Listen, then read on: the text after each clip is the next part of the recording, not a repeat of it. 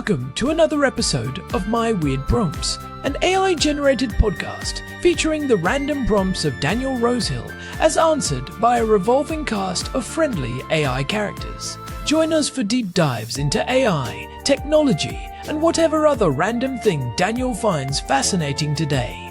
Subscribe on Spotify or your favorite podcatcher. Now, today's episode.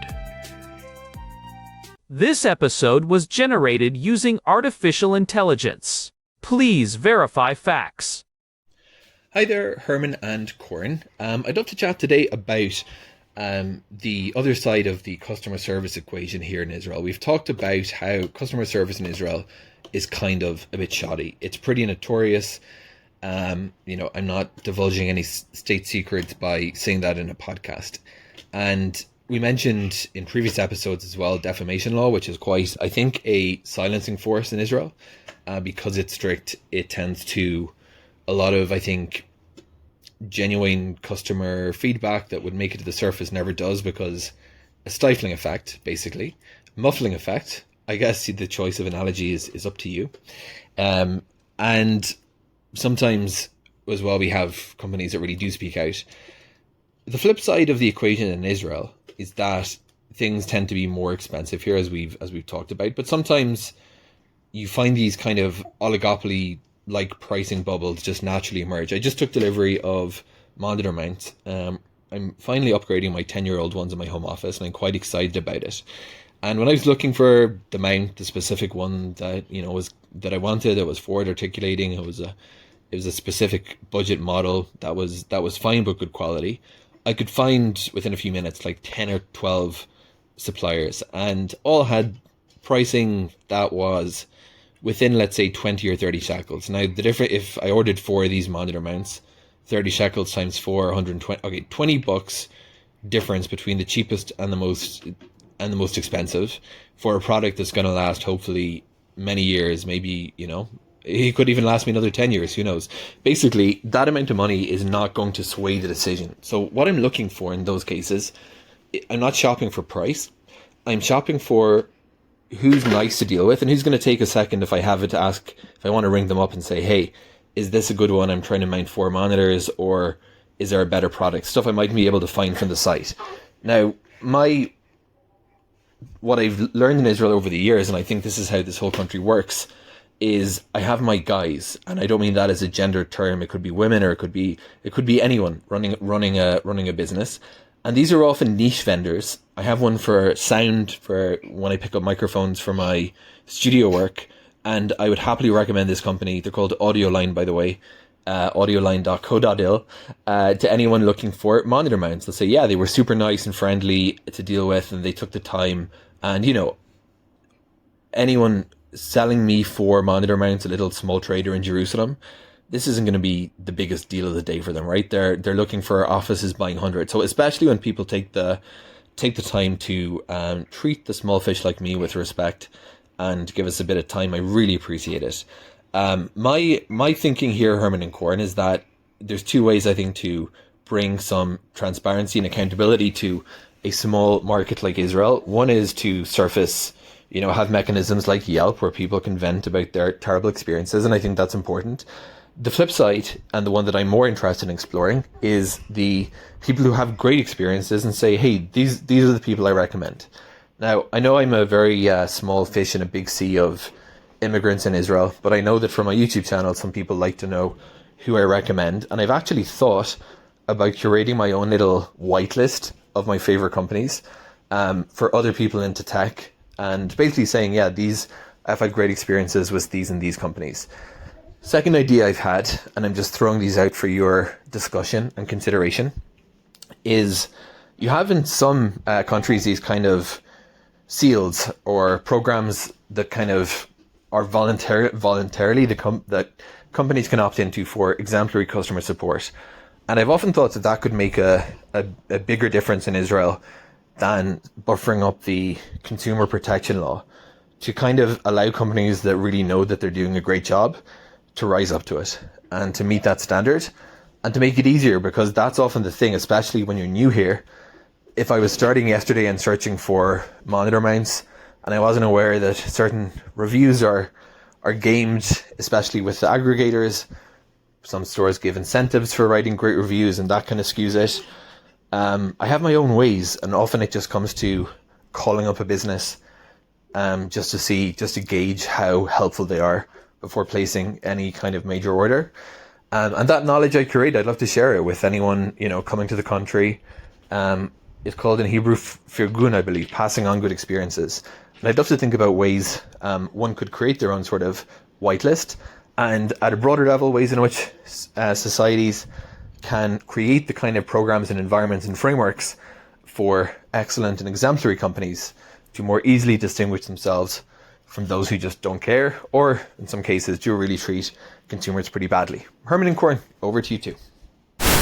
Hey everyone, welcome back to My Weird Prompts. I am Corin, and I am sitting here in our living room in Jerusalem with my brother. It is Tuesday, February 17th, 2026, and the winter sun is finally hitting the stone walls of the old city just right. Herman Poppleberry, reporting for duty. It is a beautiful day outside, crisp and clear, but inside this apartment we have some serious commerce and culture to discuss. I have been looking at the latest consumer confidence indices for the first quarter of 2026, and the data is, well, it is telling a story that matches exactly what we are talking about today. It really does. Our housemate Daniel sent us a voice memo about something that I think every single person living in Israel has experienced, but from a slightly different angle than the usual complaints. He was talking about his recent experience buying monitor mounts for his home office. 4 of them specifically. He is finally upgrading that 10-year-old setup. It is about time, honestly. I have seen those old mounts, and they were definitely living on borrowed time. They were those old silver ones that looked like they belonged in a 1990s server room. He was looking for something sleek, probably gas spring arms that could handle those heavy 32-inch curved displays everyone is using now. Right, but the interesting thing he noted was that across 10 or 12 different vendors, from the big electronics chains to the niche specialty shops, the price for the specific model he wanted was almost identical. We are talking about a difference of maybe 20 or 30 shekels on a multi-hundred shekel purchase. In a market where we are used to massive price gouging or wild fluctuations, this kind of price parity is actually quite striking. It is a symptom of the Amazon effect finally maturing in the Israeli market. By 2026, local importers have realized they cannot just slap a 50% markup on everything because people will just wait the 5 days for international shipping. So, the prices have bottomed out to a global standard. And because the price was basically a wash, Daniel's entire decision-making process shifted. He did not care about saving $5, he cared about who was actually going to pick up the phone and be helpful. Exactly. He realized that if the financial cost is the same, the only remaining variable is the aggravation cost. He told us that he spent 3 hours calling different shops. Half of them did not answer. One guy told him to check the website and hung up. But then he called a place he has used before for his studio gear, a company called Audioline. I know Audioline. They are based out of Ramat Gan, mostly known for high-end pro audio, think Genelec monitors and Neumann microphones. They are the kind of place where the staff actually knows the difference between a balanced and unbalanced cable. Daniel was impressed that even though he was just buying monitor mounts, not a 50,000 shekel mixing console, they treated him with genuine respect.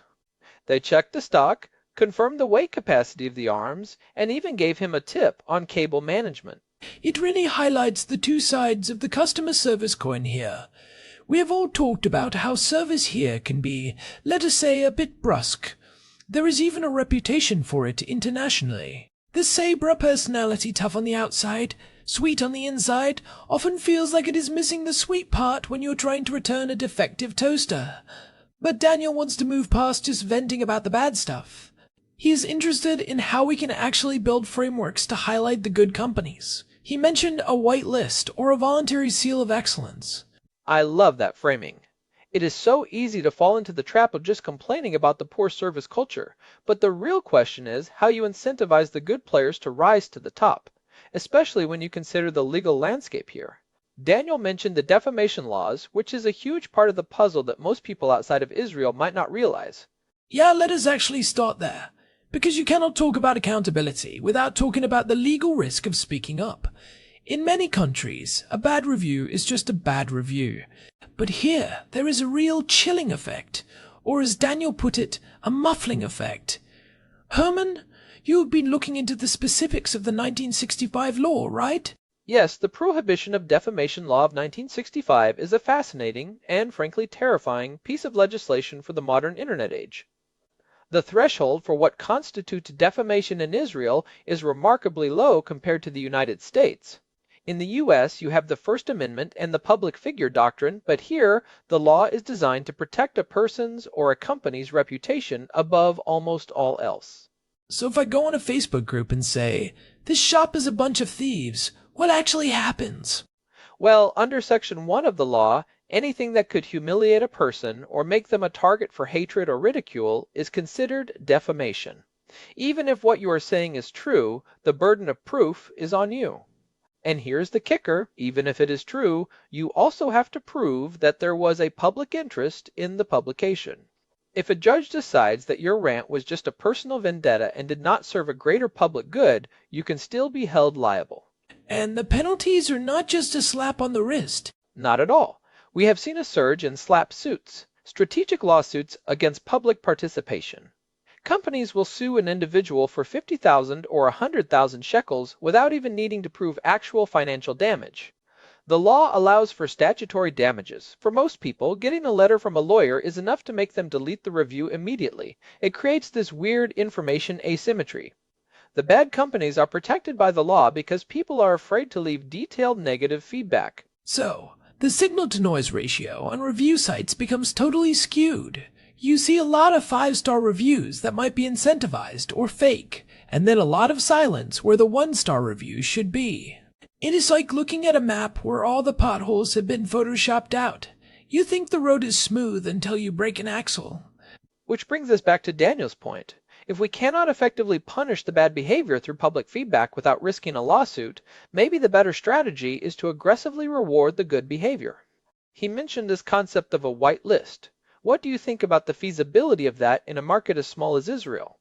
It is an interesting economic problem. In a small market, reputation should technically be easier to track because everyone is only 1 or 2 degrees of separation apart. We have the ha-mevin yavin, the those who know culture. But the digital version of that is messy. A whitelist is essentially a curated reputation system. The problem, as always, is who guards the guards? Who decides who gets on the list? Right, because as soon as a whitelist becomes influential, it becomes a target for corruption. If AudioLine is on the list, their competitors will want to be there too. If it is a crowdsourced list, you get the same problem as Yelp or Google Maps where people can fake the positive sentiment. However, I think Daniel is onto something with the niche vendor aspect. He mentioned that he has his guys for different things. This is a very Israeli phenomenon. You don't just go to a store, you go to a person you trust. There is this term in Hebrew, fergen.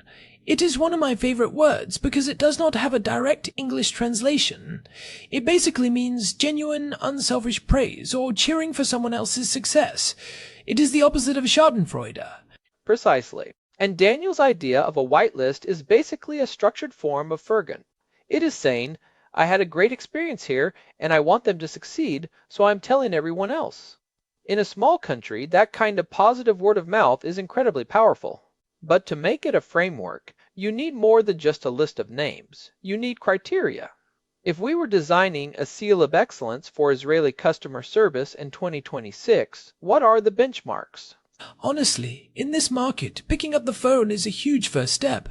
But let us be more ambitious. I think the first criterion has to be transparency in pricing and availability. One of the most frustrating things here is the call for price.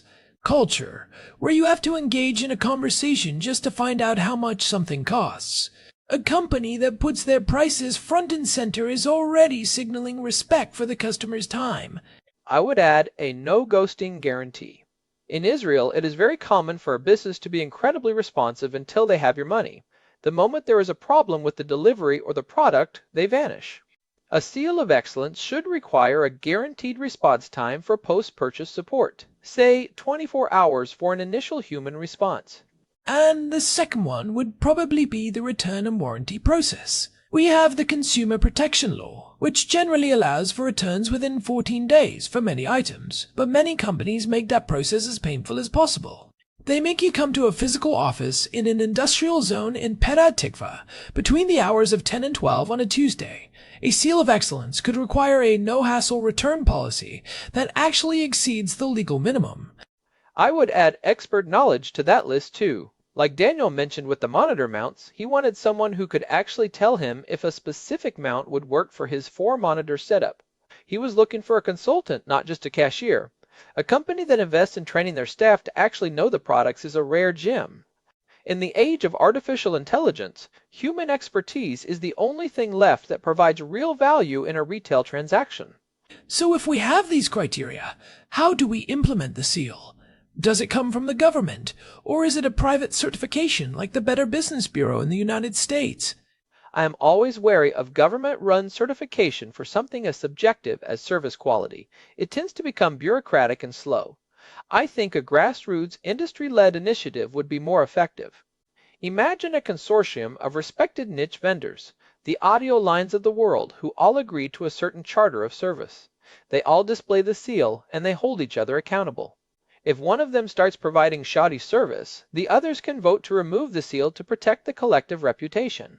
It is like a digital guild. That is a very old-school solution to a very modern problem. But here's the challenge, Herman. How do you make the average consumer care about the seal? Most people are still very price-sensitive. Daniel was in a unique position where the prices were identical. But what if the good service company is 10% more expensive? That is the million-shekel question. I think we are seeing a generational shift in Israel.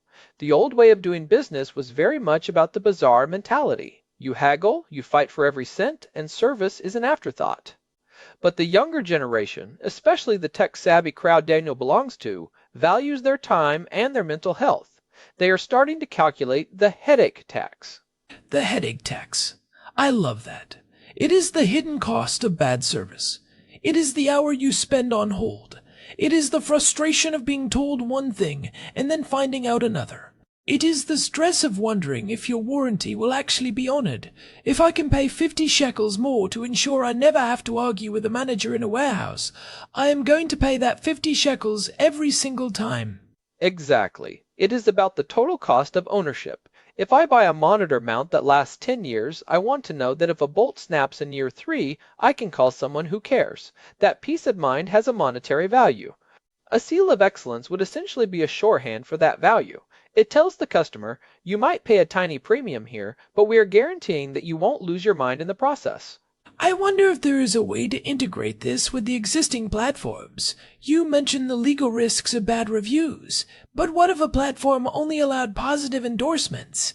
Like a LinkedIn for businesses where you can only leave a recommendation.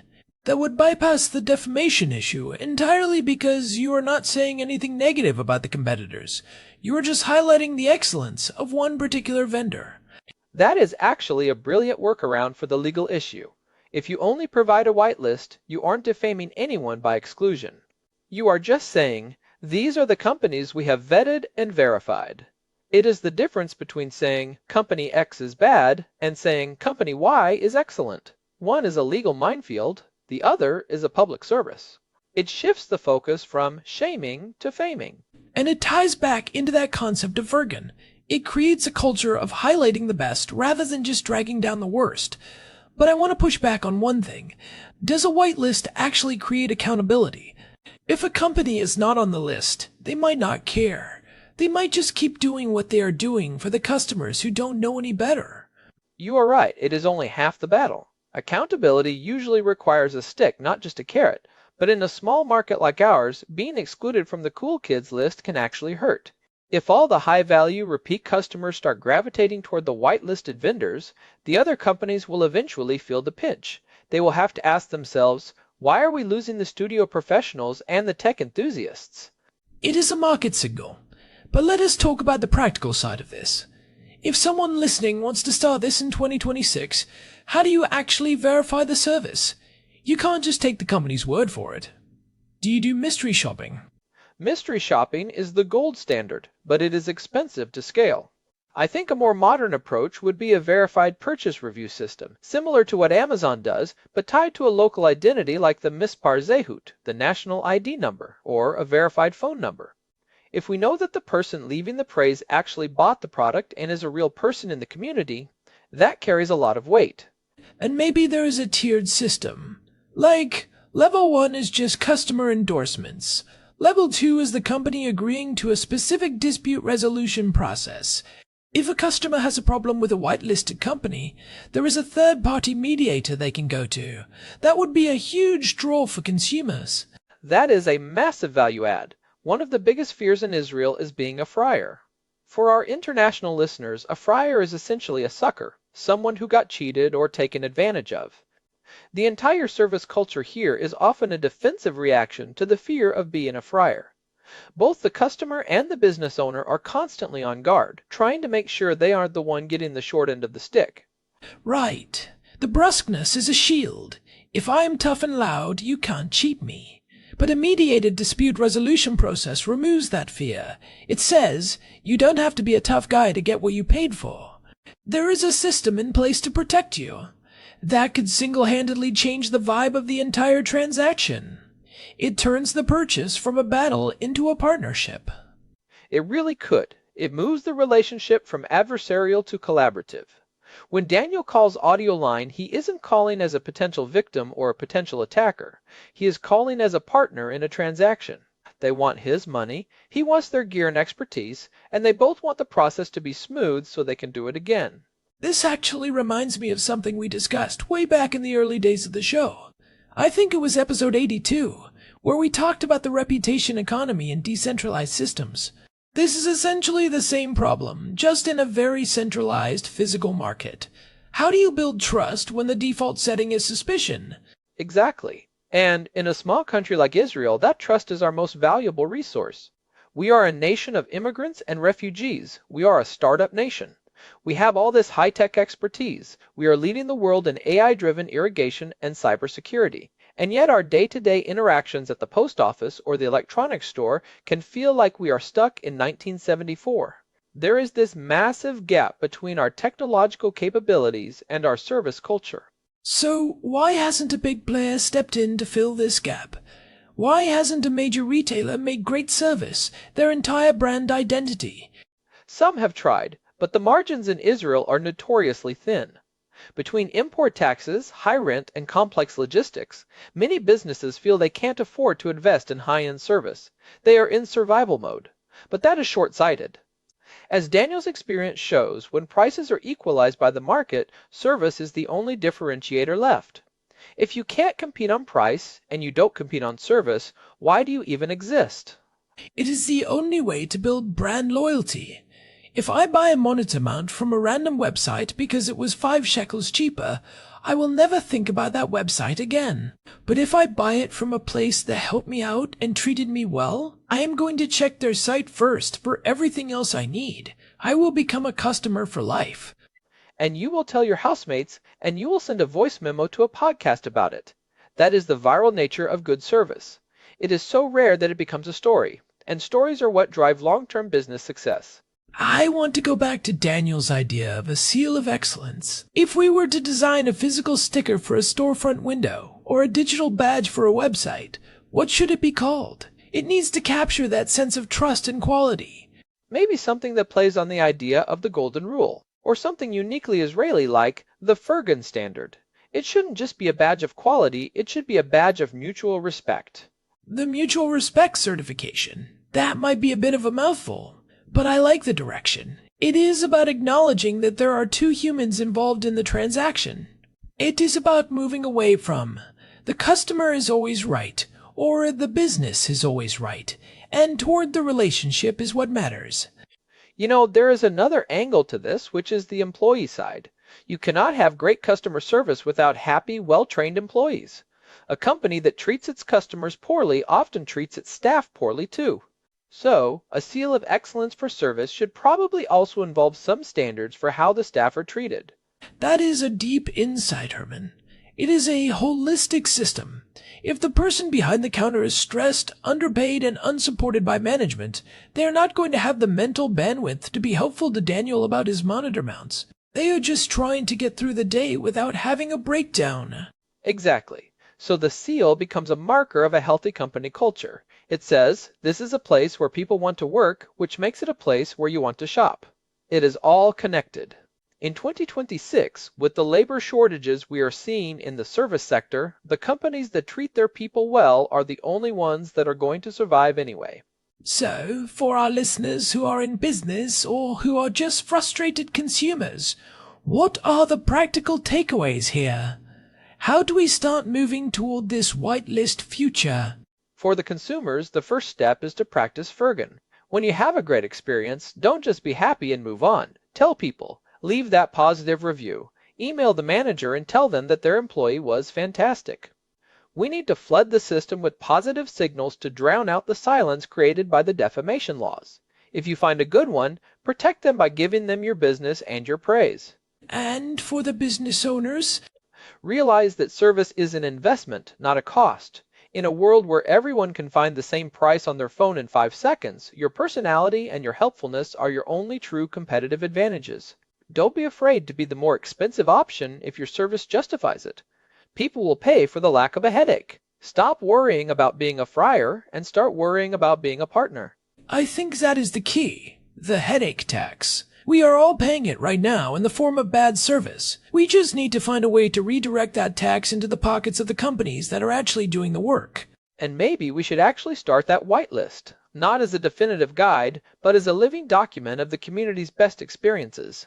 If you are listening and you have a company like AudioLine that has consistently gone above and beyond for you, let us know.